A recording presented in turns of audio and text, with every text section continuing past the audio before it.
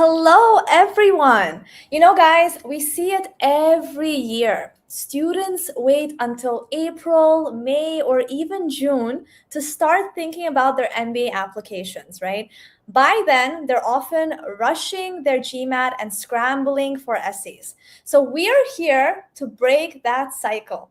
Today, Mansie Deewan is showing us why starting in March is the secret sauce for round one success. So, Mansi, please do give us a quick intro. And guys, if you're watching this live, make sure to like the video and subscribe to the channel because we have so many more awesome videos like this coming up soon. But Mansi, thank you so much for being here. And yeah, give us a quick intro and let us know about today's session. Thank you, Selvi. Thank you, GMAT Club, for having me host the 6-month application roadmap for y'all. It's an absolute honor and delight to be here. My name is Mansie Deewan, and I'm an MBA admissions coach with about 2 decades of experience, and I've coached more than 450, 500 candidates in the last 15, 20 years. And I'm very excited to be doing this tonight. Oh, awesome. You know, Mansi, when right before we started the live, you got a call, right? Like that 2 students got in. So like, congratulations for that. Thank you. They were like, oh my God, we got it. I was like hearing it behind the scenes. Like, I was so happy for you. These were early calls. One came for Kellogg Triple M program, and one for Ross with a full tuition fee waiver. If those kids are online and watching it, I'm sorry I couldn't congratulate you enough. But this just makes the whole thing so worth it. These guys started early. They followed a structured plan, were very, very prepared and conscientious about dotting their I's and crossing their T's. And look where it's put them. Well, let's hope that today's session is going to work out for everyone who is watching this, and they also one day, call up their families and say, "I got in." That's what we want, right? Absolutely. It's a journey. It's a dream, and it is literally the changing of your career. It's a momentous journey, one that's very enriching and fulfilling. Oh, that's awesome. I think definitely let's start with the roadmap itself. So, as I know, I saw here that you mentioned starting in March, correct? And this is regarding the testing phase. So, walk us through, if someone's watching it right now, what should they start with in the month of March itself? That depends on where you are in March. If you've decided in advance and already taken the test, then you can dive straight into all the other aspects that we're going to be discussing throughout our presentation today. If you've not taken a test, then you have a couple of things to do. Figure out which test you want to do, the GRE or the GMAT. Take a diagnostic to see what your current level is. And then create a structured plan to study and book a date for some time in the next 6 to 8 weeks, depending on your current level and proficiency. There's something else you can do starting in March. Take business school readiness courses. This is especially pertinent of candidates who come from non-traditional backgrounds like architecture, medicine, liberal arts, or folks who have compromised test scores in quantitative courses, even in technical degree programs. So you might want to consider building an alternate transcript, taking business school readiness courses, such as the ones offered by HBS. MBA Math is a shorter duration program, and there are various courses open or available on Coursera and other MOOCs. Okay, that's nice. I saw here that you said like recommending taking a diagnostic test, right? And booking a target date for late May. So let's say if a student doesn't hit their target score on their first attempt in their diagnostic, what do you think they should do? Like, how should they shift the rest of the 6-month project plan? So not scoring well on the diagnostic test is not a red flag. Most folks do not score well on the first diagnostic test. They simply get areas of weakness. They become more aware of their areas of weakness, and then they can work on those accordingly. Trouble hits when people don't get the first attempt right. And guess what? It happens with the majority of candidates. That's true. There goes the 6 month roadmap. What are you talking about, Mansi Deewan? So, So you will maybe not get the desired score by April and May, whatever time yeah, you set up your test date for. And in that scenario, you have to continue working on the score in the next couple of weeks and move on to other aspects of the applications process, at least work on them independently. correct, correct. Yeah. I mean, this roadmap is also for round one admits, right? So let's say if things do go haywire, right? You still do not get that score that you are wanting in like the next 3, 4 months. There's always round two, correct? You know? And round two worked out really well for some of my candidates in the past cycle. The 2026 admit, it's been roaring, Oh wow. completely roaring. In fact, the full tuition fee recipient at Ross had his struggles in round one. Oh really? Could you mention what exactly was it? Like which part? The GMAT, the I don't essay? teach me. I don't know what went wrong. Same candidacy, same resume, same recommenders, similar experiences. Sometimes it's just about timing. That's true. That's true. But yeah, as we just saw in the slide, like once you have covered the GMAT and the GRE side of things, and you're like, okay, now I have to study, study, study. Studying is not the only thing you have to do in the next 3 months, correct? So between March to May, what would you suggest for the applicant to start working on? Lots of things. I mentioned professional projects at work. You could take on new projects. You could take on an extracurricular initiative, not just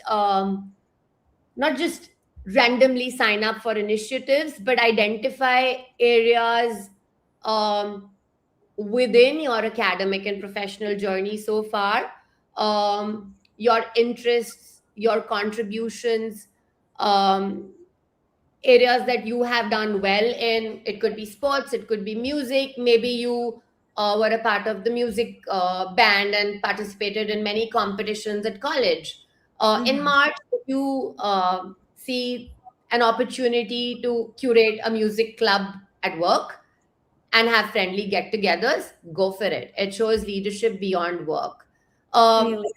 so you also can start a new initiative at work. You need not necessarily join a community initiative, which is what many candidates come and ask me. How important is it to have immersive community experience? It's good to have, but not necessary. You want to look within the ambit of your non academic and non work experiences so far in your life and see what are the 2 or 3 points on which you can build on the most. And Mm-hmm. those are going to be low hanging fruits. Interesting. Um, and growing Interesting. initiatives that are strictly non work but build team spirit, leadership at workplaces add a lot of value. You know, one of the examples you gave, right, was what was a music club. So, do you have other examples such as this, which someone can be like, yeah, I think I could do this. They might have not thought about it before, but they can definitely try it out, and it might help them with their application. I have so many examples that I can cite here. Consultants, there are consultants who've gone back to their college and prepared people for consulting interviews. Yeah. Product managers and techies have offered advice to people who've reached out, created informal mentoring circles and groups, and prepared people for interviews to break into big companies or tier one, tier two companies and roles. If you've done cricket or basketball or That soccer in college, you could become like a student coach. You could coach underprivileged children. You could go back and become like an alum coach at your college, correct. or you could start an initiative at your workplace.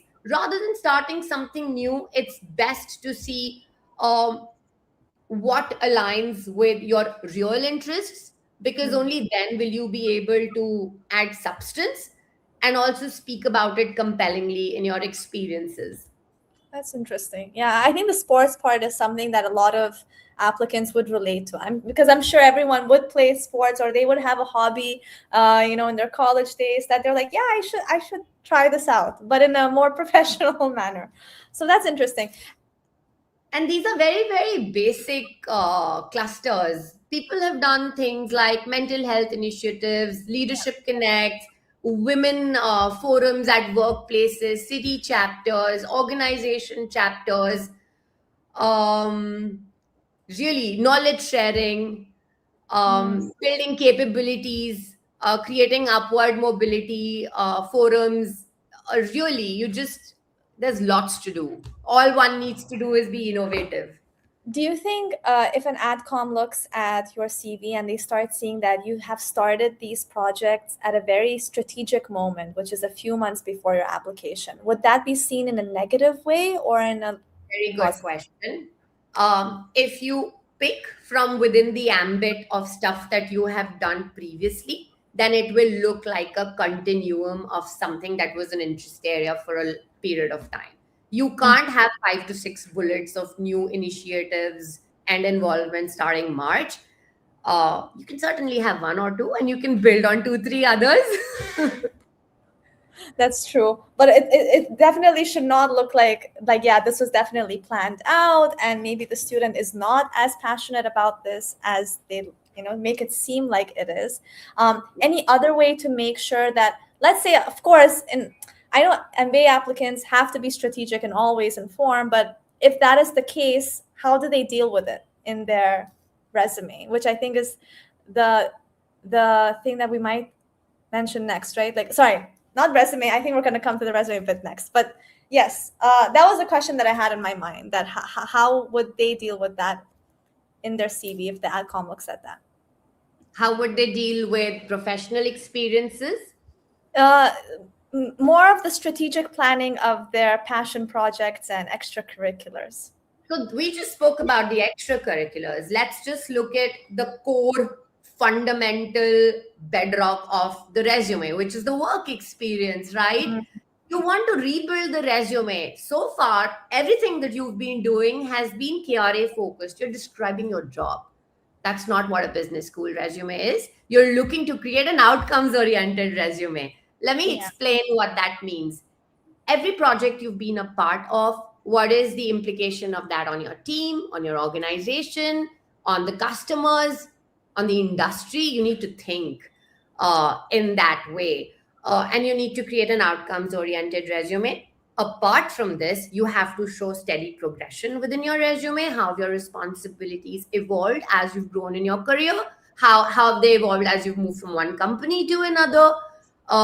You want to bring out leadership, initiating projects, you want to bring out teamwork, you want to bring out cross cultural collaboration, you want to think about what your goals are going to be when you start thinking about what you want to do. Of course, it needs to make sense with your resume.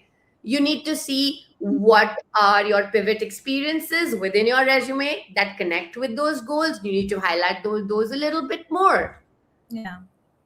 Interesting. And you can take on additional projects that might be related to your goals or might show diversified skills that don't already reflect in your build up resume that you're creating now. That's correct. What do you think is the biggest mistake that you see in applicants trying to use a standard like professional CV for an MBA application? The biggest mistake in resumes to be schools, Yeah.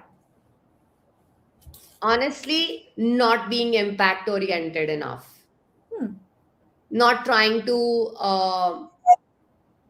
they applicants try very hard to impress and they overcomplicate the CV. Mm. Two hygiene checks, lots of white space, clean writing, shorter bullets, and outcome oriented bullets. Yeah. That's all you need. I mean, there's more to it. Genuine. Yeah, It's not just that hard. exactly. And as we see here in May, June, right? Not just the resume part, but you have mentioned, of course, shortlisting schools as well. So I wanted to touch upon that. Could you talk about the things that we have to do during this month? That's a very, very important section. Um, I speak to about 500 applicants on average every year. Oh, wow. And in the first conversation, invariably, I get told, and I'm quoting candidates, I am looking at the global top 10 or the M7s and T10 programs. And my Mhm. next question to them is why? It's a great brand. Uh, I want to go to the best. I haven't gone to the best college, or I have gone to the best college, or I have worked at one of the best firms and now I want to go to the best schools. Guess what? That's not enough. Mm. Um, Neither are you differentiating yourself for the business school, neither are you being clear about what you want from the MBA. You Correct. need to look beyond the rankings to figure out what a school is all about and whether they have all of those experiences that you seek to get to the next stage of your career. Mm. Um, and it's okay to start with wanting to do only a T10 global school or an M7 school. But you build your school, you do your school research very exhaustively, and that's going to help you figure out what kind of candidacies the schools have accepted in the past. What are the historical trends? What are their teaching pedagogies? Are they case based? Are they lecture based? Are they experiential? Do they have a fixed curriculum? Are you allowed to make it flexible and curate your own learning path? What are the networking opportunities? How important is location to my post MBA career plans? Do I need to be in a city? If I want to do, for example, investment banking, I'd love to be near San Francisco or New York. But if I want to go into tech or consulting, I'm okay to study in a student town as well. It's Mm. important to have that kind of clarity. Do you want a scholarship, or are you okay to pay full sticker price? You have to talk to yourself and get answers to these questions, and basis that do a mapping with your parameters and schools offerings. And that needs time, that Yeah, needs research, that that's needs talking to students, understanding the school's teaching style, the experience, the culture, the community, the trends. And then you create your own priority list, and that gives you a lot of clarity. Not to forget, it brings your roadmap to life and gives you like a very structured plan to follow. correct. I mean, with the 500 applicants that you talk with, throughout the year, what are like, I think, the top five things that they look out for when they shortlist their business schools? I mostly talk to Indian candidates, disclaimer here. And almost all of them want to either go to an M7 school, and if they're not looking at the US, they want to go to the global top 5 or top 10. Mm, And I they see. start at a point where they do not have, most of them, I don't want to generalize, but many candidates start at a point where they haven't even started looking at schools. And that is something you can do independently on your own before you get into the process, whether you want professional help or not. This is something that's on you. Yeah, yeah, that's true. But other than, like, of course, but when they do start their research, have you noticed, like, yeah, I think the geography matters the most for a lot of the applicants. The tuition fees, like, what are the top five in your perspective? It's different for different candidates, Hmm. and that really just depends on where they are in their current professional journey or life. Yeah. Uh, it's profile specific, it's work experience specific, and it's disposition specific, cultural proclivity, if you want to call it that. Um, but people want brand. Uh, some people don't care about the scholarship. Many do. Most of my candidates do. Yeah. Uh, they want brand, they want recruitment outcomes, they ideally want scholarships, um, they want a resonant community, but they're not aware of it. Mm. I'm just trying to be nice. Most of them are clueless. They just want to go to B school. In the last 5 years, people have been wanting to go to B schools because their friends went, because their seniors went, and they don't really have clarity. They know they're working at a level where they're making an X amount of money and they want to make X plus Y amount of money. They want global exposure and they want to do well for themselves. That's all they want. Therefore, they haven't done the research. But once they spend 2 to 3 weeks with me and I help them discern what they actually want out of the MBA experience, their school list shifts and changes. Sometimes it doesn't, but those candidates are self-aware. Makes sense. Okay, so now I think at this point of time, you're still most probably not done, but you're almost about to take your GMAT. You have shortlisted your business schools. You are thinking about your resume and all of the extracurriculars you have to do on this. Lot that you're doing already in the first 2-3 months, right? What is next? Resume foundation. I think this is the part that's the more important part. We did talk a bit about it, but is there anything else that you'd want to share about the resume strategy? There's lots of hygiene checks that go into it, and it'll take up a lot of time if I go into the details of it. But a business school resume, just to give you like the most important points, 1 page. Even if your experience is over 10 years, well, if it's over 10 years, you're probably looking at a part-time or an executive MBA. Even in those cases, your resume can fit into 1 page. Refrain from trying to talk about everything on your resume, everything you've done. You start with chalking out all the projects, and then you choose the most important ones that are best aligned with your goals.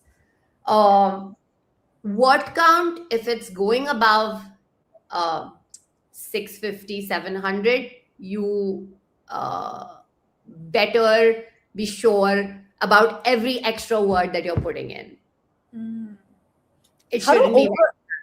I just wonder, how do overachievers manage their resume? Like, oh my God, I need to write this. I've done this as well. I've done this as well. Like, I'm sure you get applicants like that, and you're like, oh yeah, we have to cut down almost everything. Well, I have lots of fights with candidates on that. And this is especially true of folks who've had multiple roles across in one firm or have worked across more than one firm. They've had 2 or 3 roles, growth in each one, lots of extracurricular experiences, big challenge. So you never more than 750. I'm pulling my hair out at that point. Goodness. Something for the applicant. Lots of white space. Most schools prefer Times New Roman calibri font, but look at schools' resume guidelines. Some offer a template. Sometimes it's mandatory to follow. Sometimes it's just a recommended guideline. But hygiene checks are 1 page, font that is acceptable by all business schools, outcome oriented. Always, almost always, every bullet begins with a verb. A bullet that is not beginning with an action-oriented verb needs to be struck out. Really? Yes. Like, give me an example. Oh, goodness. I don't know that. That's an interesting point. Oh, I see.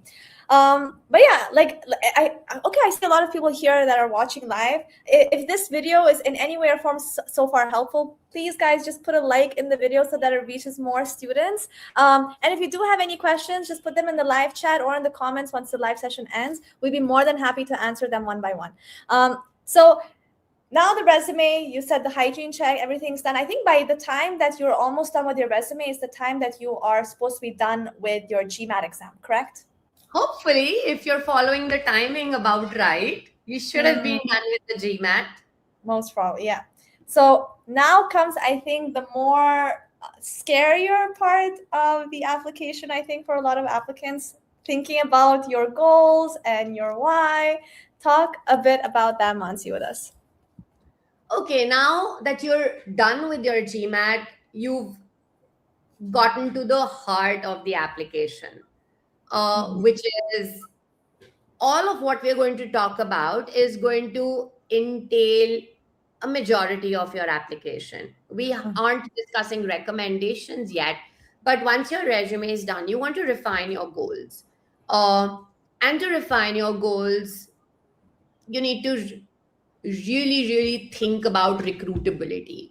Uh, in addition to what you really want to do, you want to think about how, whether or not your aspired B school can help you get there. Does that's how it has to be. Recruitability is everything. And in curating a blueprint of your goals, which is not really writing your goals essay, but you're really just creating a blueprint so that you don't have to think about your goals over and over again. Yeah. You're going to curate your goals blueprint according to the school's essays specific prompts. Your motivation, and this motivation can be personal or professional or a combination of both. Hmm. Related experience. I'm sorry. Oh, yeah, no, no, go for it. I was gonna say, like, what exactly is a spike story? Because that word is interesting when you use in the header. But I think Oh, we're yes. gonna cover it a May bit. I Yeah. get to it after the goals? Yeah, yeah, yeah, yeah. So the motivation behind the goals, and the pathway to achieving those goals, this has to be broken down into short term, mid term, long term. Long terms, of course, your aspired path, and then what skill gaps you currently have, skills, experience, knowledge gaps for which you need B school, which is going to form the bedrock of your goals essays, specifically for longer uh, goals essay prompts. Spike stories, building your story bag. Um, any guesses, Selby, for what a spike story could be? I don't know, like a pivoting point in your life, a turning point in your life that you're like, yeah, this is the moment that I feel like why I was thinking of what I was thinking. Maybe something of that sort. Or some people in the comments just write it down. What do you think a spike story is? Guys, what is a spike story? I'd love to hear from you. I mean, I'm happy to keep building on it. Which is that one? Okay, there are questions here. We'll get to them later.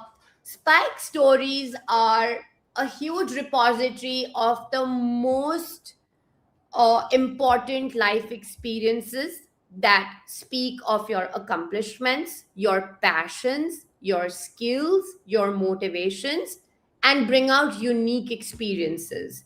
These can be from your personal experiences, your extracurricular involvement, your passions, or your work experiences.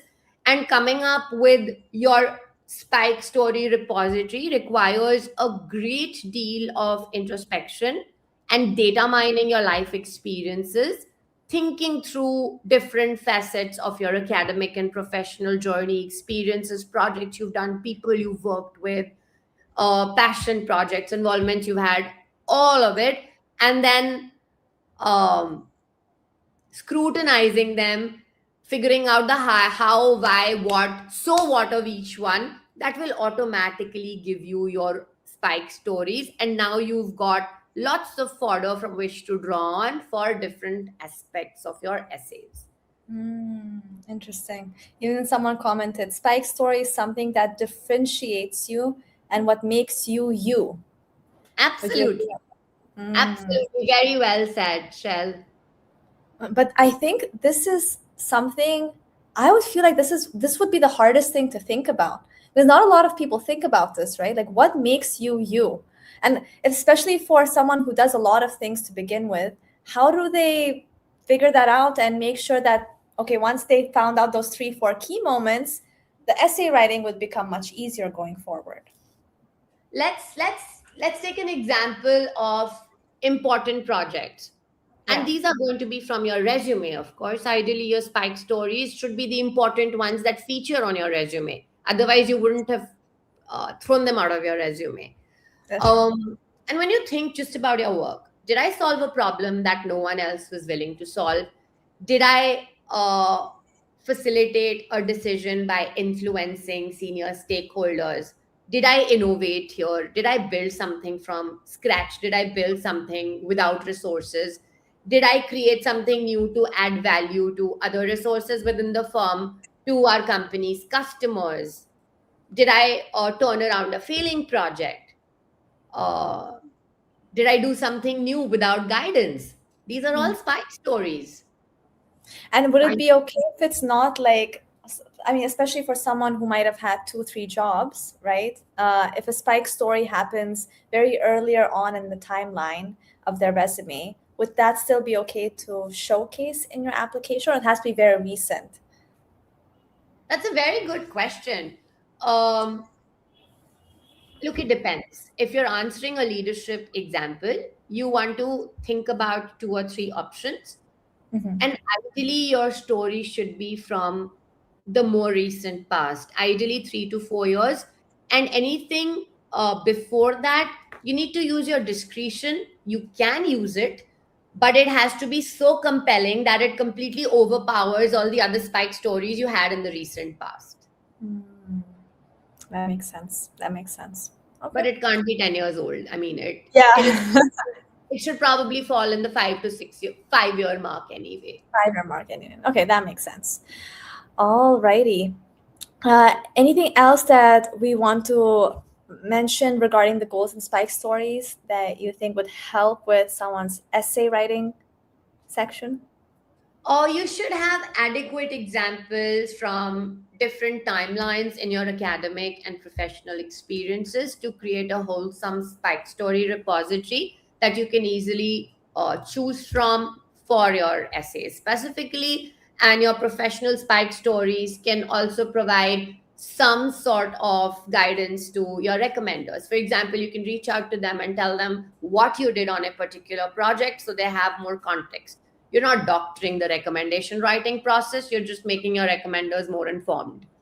Hmm, that does make sense. I think here we are gonna come to the identifying recommenders part. I think a lot of people don't think about this part too much, right? But what are some things that they should keep in mind, And you are mentioning a 1 month timeline for this. Why? Because some people will be like, oh my God, no, I should have like good, I should make good connections like months and months prior so that it comes, it benefits me later on. Um, but if we're looking at this roadmap, why between June and July you would mention, okay, let's identify your recommenders right now? Most people don't want to reach out to their recommenders in March, April, May because it's too early in the process and they don't want to compromise their very careers. What if That's they don't get the score? What if they change their plans? They get a promotion, they want to apply the next year or not apply at all. Maybe they got an opportunity at a leading PE firm and now they've dropped the plan completely. mm, Um, and you don't want any kind of negative bias to come into play when it comes to opportunities for projects, growth, and contribution within the firm. And people are scared about that. Therefore, most people want to reach out to recommenders not before June, July. And honestly, that's a great timeline because if you've shared your 80 to 85% ready resume with your recommenders, your goals with your recommenders, told them what you want to do, and given them some semblance of your work on projects, you've given them all of July and August to work on your recommendations well in time to meet September, October deadlines. And most schools will have very similar, if not identical, LORs. Most US business schools accept the GMAT common LOR with varied word limits, and there are just a few exceptions to that. Kellogg is one, Stern is one. They also have an emotional quotient question. Some schools have variances, but for the most part, for the American schools, it's pretty standard. For European schools, also, you have similar essay questions for the recommendations. Um, and in June, July, you want to start figuring out who your recommenders should be. And I get asked this question a lot. Does designation matter? Should I be reaching out to the person who's holding the highest position? It's not important. Level of enthusiasm is more important. So mm, the designation matters, but not if it's compromising on the content of the recommendation, the level of enthusiasm and love they have for you as a candidate. If you can get that enthusiasm from someone who holds a higher designation, well, go for it. Otherwise, content is king. But that's of course, true. your recommender should have supervised you. You need ideally at least one direct supervisor for schools that require two recommenders. And if you're not choosing a direct supervisor or as a recommender, you need to address that in different sections of the application or maybe the optional essay. So one direct supervisor, one other recommendation, and you need to look at various options available to you and shortlist. Understood. Um, what do you think, like, just to prevent, I guess, a more generic recommendation letter, what specific context should an applicant provide to ensure that that does not happen?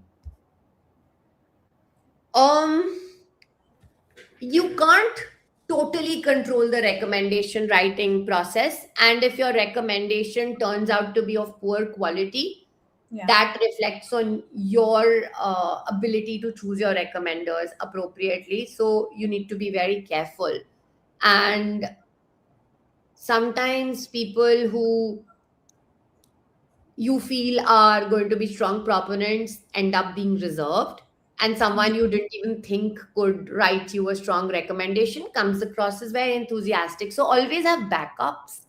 uh, Always talk to your recommenders about your goals, and over the course of your work in the organization you will have a general sense of who's championing you, who's enthusiastic about you, who feels. And of course you've got your appraisals. Those can be referenced by your recommender. From your end you should provide them context of your goals, what the schools are, your schools you're applying to, number of schools. Don't shove your school's list at your recommenders 1 week before the deadline. Tell them, hey, these are the 3, 4, 5 colleges I'm applying to. These are the deadlines. Here's 2 months you have. Here are the projects I've done with you. Here are the other initiatives I've taken on at work. Correct. I leave it to you.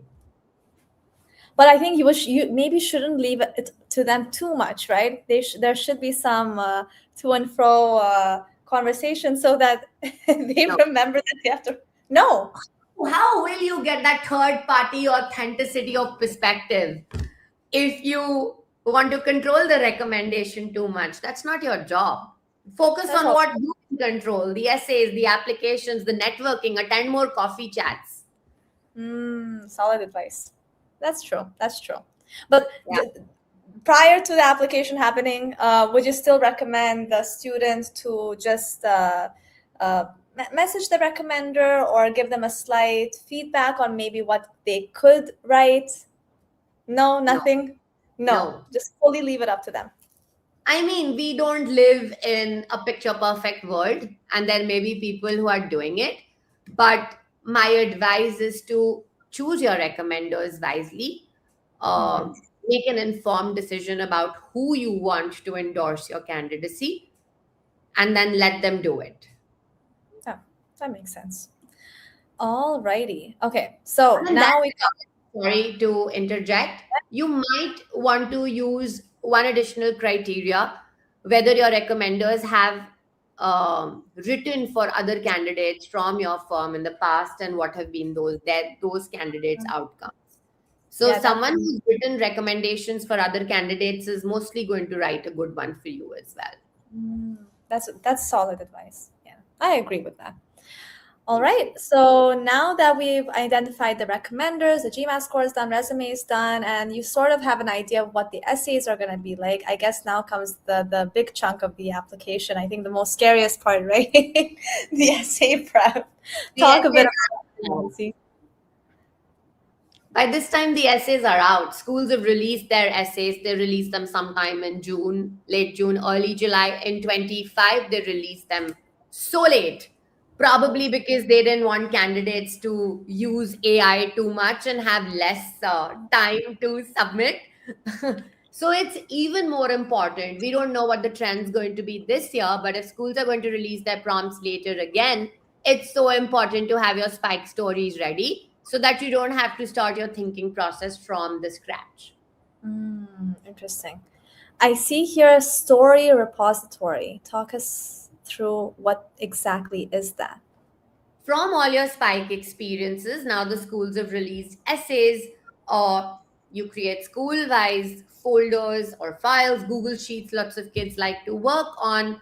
Look at the essay prompts, look at your story repositories, and try to do like a mapping exercise and build on 2 or 3 options for a particular essay type: personal experiences, leadership stories, failure stories.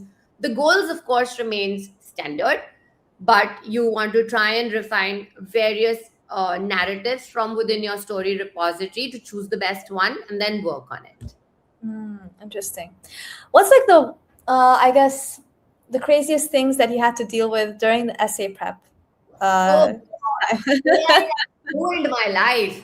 This year, I saw 1,000-word write ups for a 200-word essay. And when I asked the candidate what he was up to, he said, I don't know what to choose. And this Really? is not an isolated incident. People are using AI mercilessly to craft very similar templatized essay prompts and throw them at me to refine and humanize. And I throw Goodness. it right back at them. I'm not accepting this. Brevity and succinctness is what's expected of candidates at B schools. It doesn't matter if AI is here to stay and it has its advantages, but it Yeah. shouldn't be used so blatantly for churning out essays. Mm. And I mean, of course, you are right. There's like too much of AI usage, but at the end of the day, what are adcoms actually looking out for when they do read the essays now? At the current Emotion, genuineness. ChatGPT cheating. Somebody commented. Thanks, Ishan. There you go. But yes, you were saying emotion and Emotion, authenticity, genuineness, humanness. Pumping in your experiences into an AI chat window and asking it to create an essay using those experiences for you, even if you are feeding a sample into the GPT or AI chat, you're still going to get an essay churned out that is going to be so similar to thousands of others that have been churned out by the same engine are used by candidates across the world, and there is no differentiation happening there. You can't use it as it is. that is true. Would you suggest an applicant without AI just write everything down in a document first and then maybe look at it, draft it, and then hopefully use AI to refine a few things? Would that be the way to go for you? That's the best case scenario, but people don't do it. I could see the pain in your eyes, Mansi. Like, oh my God, the struggles I had to go through with ChatGPT. Like I it could had I got enemies. so fed up. I sent a salty mail to all my candidates last year when GPT had just become popular. Yeah. Uh, a very salty mail saying I will not read anything that reads more than 40% I will not even read it. uh, and that didn't stop them at all. So this year I created an applications checklist in which in one of the first few points I wrote, please do not use AI to craft your essays, use it only for research and refining your language, and maybe making them condensed sentences. Find ways to express certain things. Don't use GPT or AI churned out essays. But you know what? I don't know if even 20% of my enrolled candidates used to read that checklist. So, Really? for everybody watching, please use AI with a great deal of discretion. Yes. Otherwise, you're gonna go in for a ride, or most probably a rejection from the business school. Absolutely. Goodness. But yeah, I mean, we could talk a lot about the essay section because it is one of the most time consuming, and a lot of thought process has to go into it. Different essays for different schools, but all in all, during this time, once the essays, the questions are out, this is the perfect time, right? This 1 month, sorry, 2 months, June, July, August, where Yes. one should at least finish writing their essays. But what about What's the in next? working on the essays. They can finish by late August. It does take time. You can't copy paste drafts across applications. Every school's essays need to be customized just according to the prompts. That's true. That's true. But during that time as well, in the last 1 month, I see that here you have to have now the rest of the stuff ready, plus your short answers. Walk us through that. Nobody focuses on this aspect of the applications, and then people are scrambling last minute on deadline day, one day before the deadline, 9 p.m. if the deadline is 12 p.m., scrambling to complete the data forms. Oh, And goodness. different schools have different interfaces, different word limits, and different sections. Some schools have easy applications that can be completed in 1 or 2 hours, and some schools have very exhaustive applications, and they provide a huge shock value when the candidate opens the file at the last minute. And people like me exacerbate the problem even more by giving them a ready made document that contains the entire list of all the in app questions.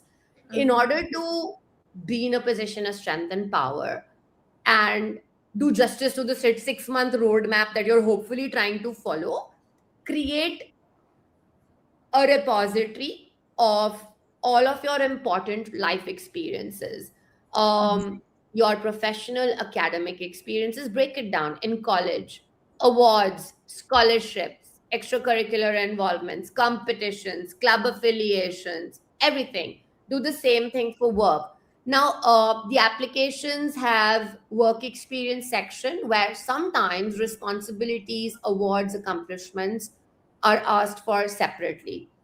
And many people have the propensity to just cut, copy, paste bullets from their resume into the application data form. And if you've not done this exercise earlier, you will invariably end up doing that.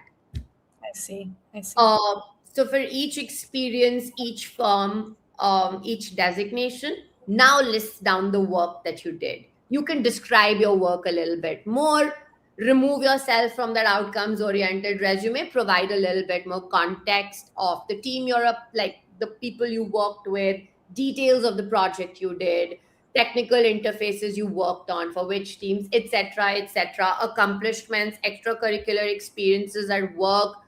Make a list of 10 extracurricular activities cumulatively from college, work, non-work, personal strengths, so that you don't have to start the thinking process when you're filling out the applications form. So you create a master file, and within the applications, if you open them up, there are various short questions, hidden questions in many applications, ranging from 500 characters to even 100 words, 200 words, depends on school, or depends on schools really. So you should create accounts early, check Yeah. out the in-app sections, and basis what you find, create a consolidated data library of all of these experiences that you can then use to fill out your applications well in advance.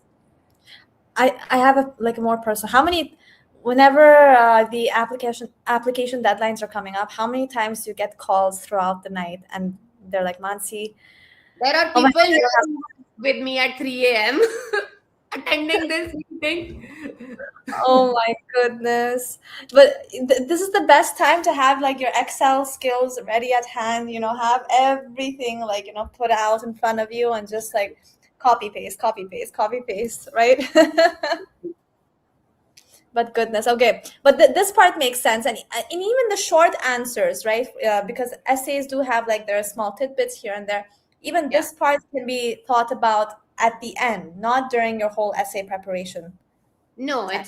it's a factual data mining exercise. It does not require a lot of thought or introspection. And honestly, this will happen once you have all of your experiences. So, Makes sense. July, no one will do it. August 2nd, third week is a good time to start. Understood. But this is I think, the complete timeline. So let's just quickly walk through this so that everyone gets the rough idea. And then we can answer some of the questions that we have here on our live chat. Great. So, we're looking at definitely completing your testing by late May or first, second week of June if you're looking to hit the round one deadlines. If you are unable to get your desired score, guys, then you're honestly compromising on the deadlines. Uh, if in case you can't, you might want to still apply to one or two colleges in round one. You're not completely out of the round one game, but you're going to have to break your schools across rounds. By about June, July, you want to start feeling out your recommenders, trying to figure out who's going to be a good fit and getting those conversations started.